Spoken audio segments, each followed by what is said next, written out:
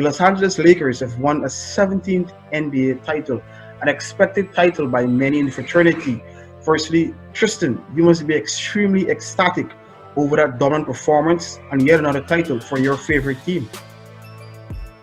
Of course, first of all, thank you for having us on the show, Akeem. But I thought it was a brilliant performance by the Los Angeles Lakers. I'm definitely happy that we have now tied Boston Celtics for 17 titles in the NBA. LeBron was phenomenal. AD was great. I thought the role players, especially playoff Rondo, played a very vital role in the Game 6 win. And, I think we're going to repeat next year.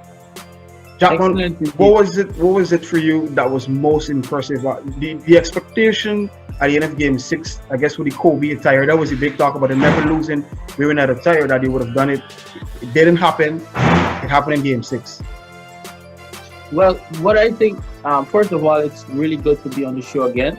And indeed, I believe it was an inevitable win for the Lakers. And the major adjustment, I would say, is the insertion of Anthony Davis playing his natural position, which is 5. That opened the game and I believe delivered the knockout punch for us winning our 17th title.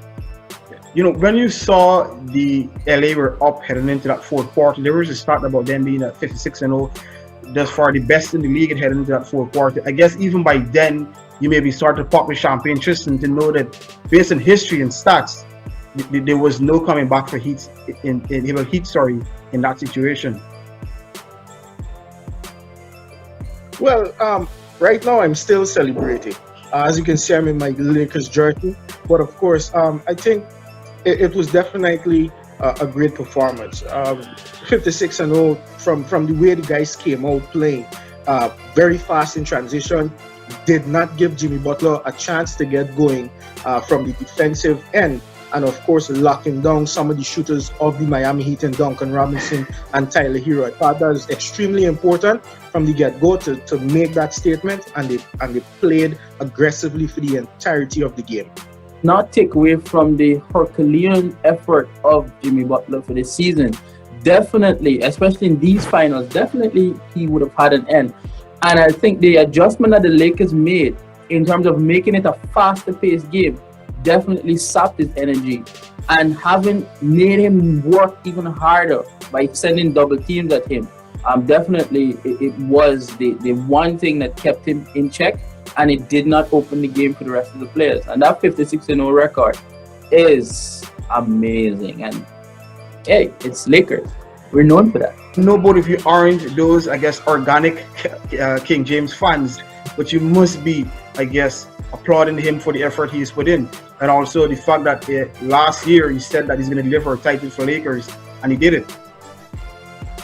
I think for me personally, what I realized in this finals run, or this whole postseason run, us as Lakers fans, and I know Jackman might attest to this, we sometimes expect LeBron to be Kobe.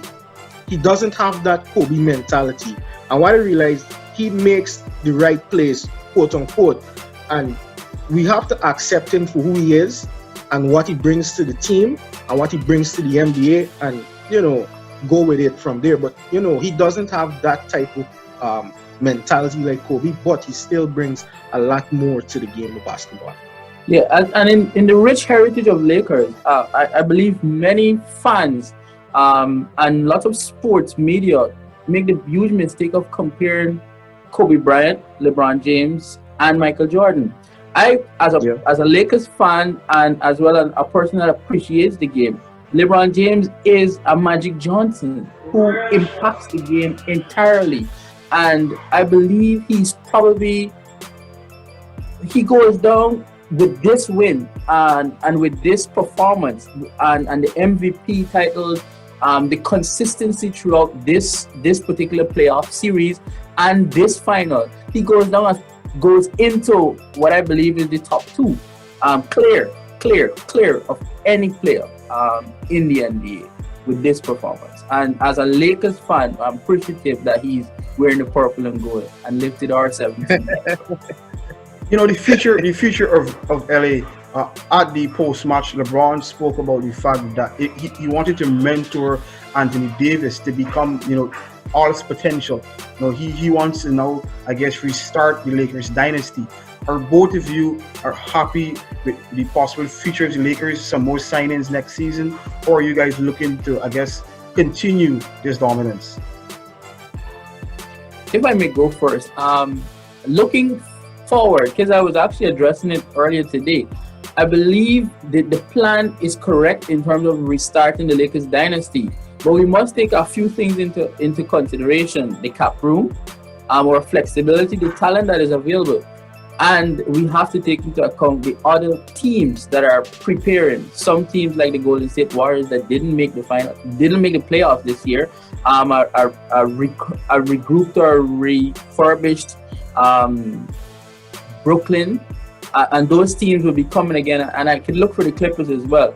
But what I believe, we need to be smart in terms of someone like Victor Oladipo, who gives you points at the guard position, because regardless of the talent that is around, we need consistency, because that made it a major challenge throughout this season, and especially in the playoffs. We needed points at the guard position, and that took a real toll. We had to find ourselves searching and going. So if we get younger, talented, and a good guard where we can guarantee points, that will do well, not just for the franchise, but for Anthony Davis being the one that will take the mantle going forward for the LA Lakers.